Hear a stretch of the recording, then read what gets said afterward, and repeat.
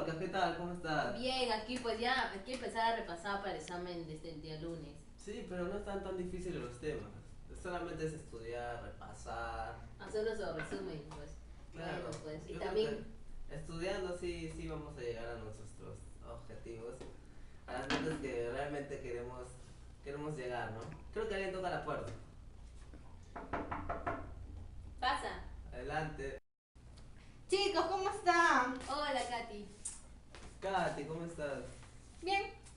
¿Qué hacen? Cuéntenme. Aquí conversando sobre el examen que viene el día lunes. Sí, tenemos que estudiar mucho porque tenemos que reforzar. Ya se acaba la unidad y se acaba el ciclo. Y tenemos que estudiar. Ya no falta nada, solamente Sí. falta poco. Sí, pues. Pero ya, pues, ¿qué queda? Tenemos que repasar y sacar buenas calificaciones. Ya, bueno. Un ratito, ¿puedes prestarme tu baño? Ya, pasa. Bueno, Johnny, así tenemos que estudiar. Hay que empezar a estudiar, pues. ¿Qué tema era que vamos a estudiar? Diabetes, hipertensión. Ese era nuestro tema, creo, ¿no? Claro, sí, disposición. Dando repaso también para empezar a hacer una buena disposición, luego las mujeres gestantes. Del asma también, que no se debe administrar al paciente, Todo que sí eso. se debe administrar al paciente. ¿De cuántos temas hemos hablado? Bueno, con respecto a nuestra exposición. Tres temas hemos abarcado. ¿Cuáles serán? Diabetes, hipertensión y asmáticos. Tres temas. Temas importantes. Para sí, pues, pero bueno, Hola chicos, voy a dejar una tarea en el colegio sobre... ¿Me pueden enseñarme qué son los asmáticos, presión arterial y diabético? Acá lo tengo. Bueno, entonces vamos allá para explicarlo. Vamos, Johnny. Sí, vamos a la mesa a explicar. Hay que decirle acá para que tú entiendas qué es la diabetes. Mira, en esos casos encontramos, por ejemplo, la diabetes mellitus, que va a ser la primera causa de enfermedad renal en nuestro medio, y el consumo de AINES en enfermos renales se empeora notablemente. Es decir, esas personas diabéticas van a tener insuficiencia renal, ¿no?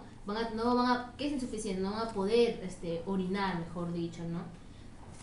Bueno, esto también para que conozcas, también vamos a hablar sobre lo que son los hipoglucemiantes orales. ¿Qué van a hacer? Van a ser un conjunto heterogéneo, o sea, van a ser diferentes de drogas que van a caracterizar por producir una disminución en el nivel de glucemia. ¿Está bien? Luego de su administración por vía oral, cumpliendo con este propósito a través del mecanismo procártico y extrapancreáticos. También me hablaron sobre los hipoglucemiantes orales. Ya, ¿estos qué van a hacer? Van a ser un conjunto heterogéneo de drogas que se caracteriza ¿por qué? Por la disminución de los niveles de glucemia. Es decir, va a haber un menor consumo, ¿no?, de glucosa, que se va luego de su administración por vía oral, cumpliendo con este propósito a través del mecanismo pancreático o extrapancreático. Respecto a ello, ¿no?, como decía, mayor salida de glucosa, va a haber hiperglucemia va a ser el aumento. Pero en este caso, aquí nosotros vamos a hablar sobre los hipoglucemiantes, que va a ser la disminución de ¿qué? De la glucosa. Ah, ya. ¿Qué medicamentos se le pueden dar a estas personas diabéticas? Bueno, si presenta un cuadro de dolores leve, se le puede dar un paracetamol, pero siempre tener en cuenta su dosificación y su posología habitual. Como te iba diciendo, encontramos en el paracetamol en presentaciones, ¿no?, como el Semol, encontramos como el Tarifol, Gesim y el acetamol. En sus indicaciones, ¿para qué puede ser? ¿No? Para un dolor de cabeza, como una cefalia, puede ser para una odontalgia o fiebre. Esto vamos a encontrar de 500 miligramos, de 750 miligramos y de 1000 miligramos, pero se le va a dar cada 4 a 6 horas, ¿no? Pero por 3 o 5 días, dependiendo, ¿no? Y en niños vamos a encontrarlo de 30 miligramos kilogramos por día. Se le va a decir que debe que evitar el uso de AINES, ¿no? Respecto, por ejemplo, tenemos el ácido acetilsalicílico, tenemos el diclofenaco, el ibuprofeno, el ketaprofeno, el naproxeno y el ketorolaco, ¿no? Ya que se va a metabolizar en el hígado y su acumulación en caso de ocurrir aumenta el riesgo de toxicidad.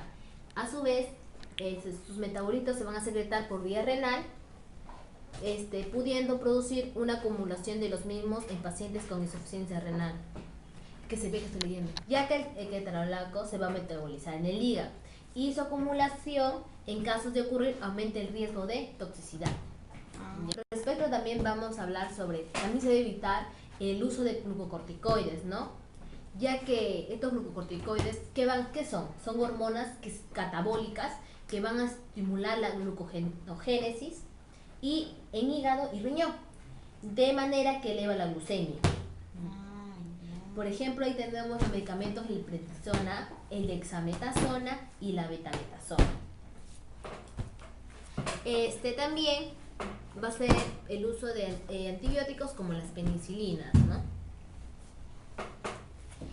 También en lo que viene a ser los usos de anestésicos, encontramos en el diabético, primero se le va a dar, si es que tiene un control adecuado, se le va a dar, se puede incluir vasoconstrictores junto con los analgésicos locales, anestésicos locales, ¿no?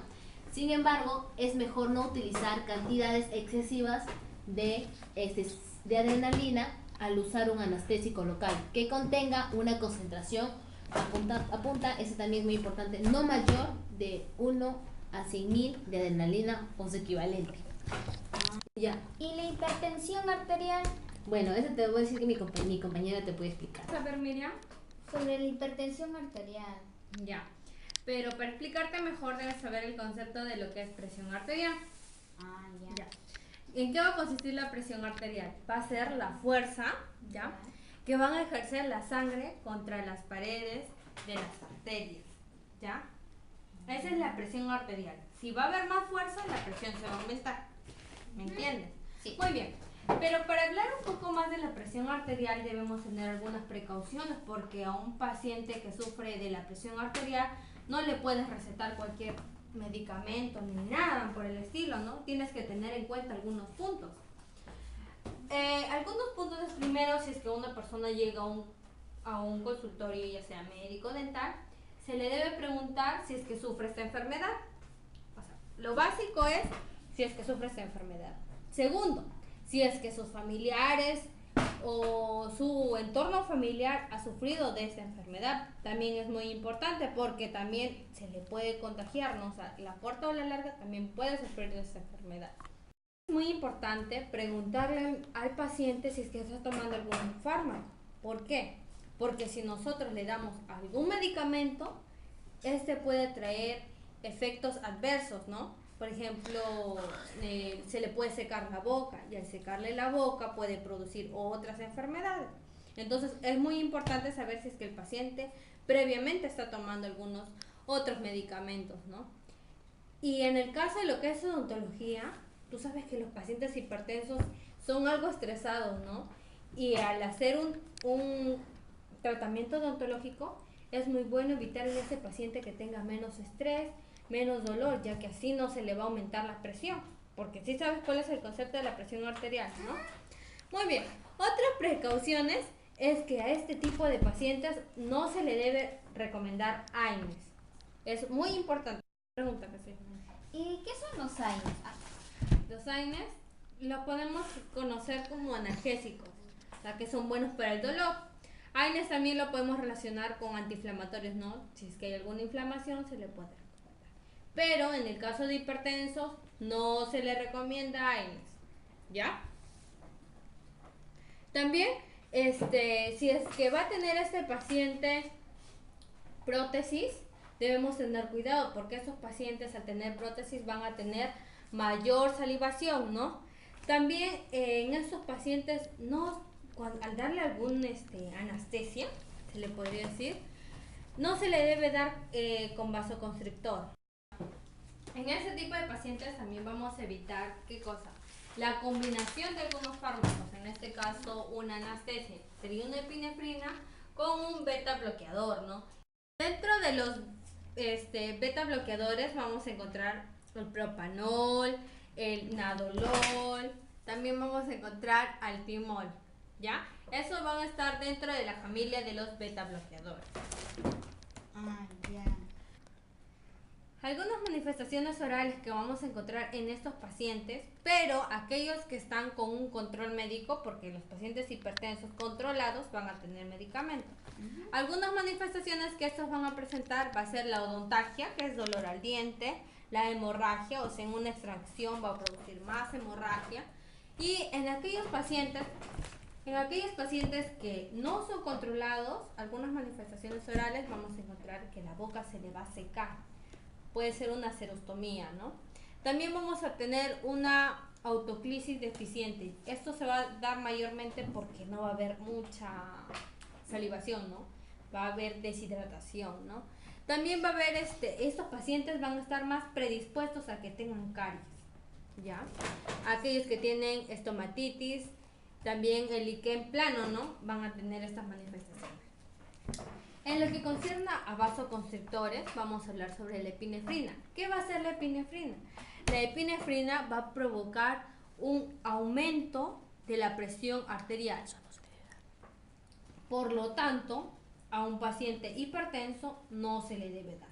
De igual manera, la norepinefrina va a producir también aumento de la presión arterial. Por lo tanto, tampoco se le debe dar, ¿no? Y en caso de que, por ejemplo, un odontólogo esté curando al paciente o tratando alguna manifestación oral, le da el ataque de hipertensión, se le debe tener un medicamento como emergencia, ¿no? Esto es muy importante, tienes que anotarlo en tu cuaderno. Se le va a recomendar a este paciente la furosemida de 40 miligramos, anótalo. Y se le va a dar cada 24 horas. Otro medicamento también recomendado cada 24 horas va a ser el captopril. Esos son los dos medicamentos básicos que se le puede recomendar a un paciente hipertenso. También creo que escuché que tenías en tu cuaderno para asma. Sí, el asma. ¿Quién me va a enseñar? A eso le vamos a dejar a Johnny para que te explique un poco más, ¿ya? ¿Qué es el asma, John?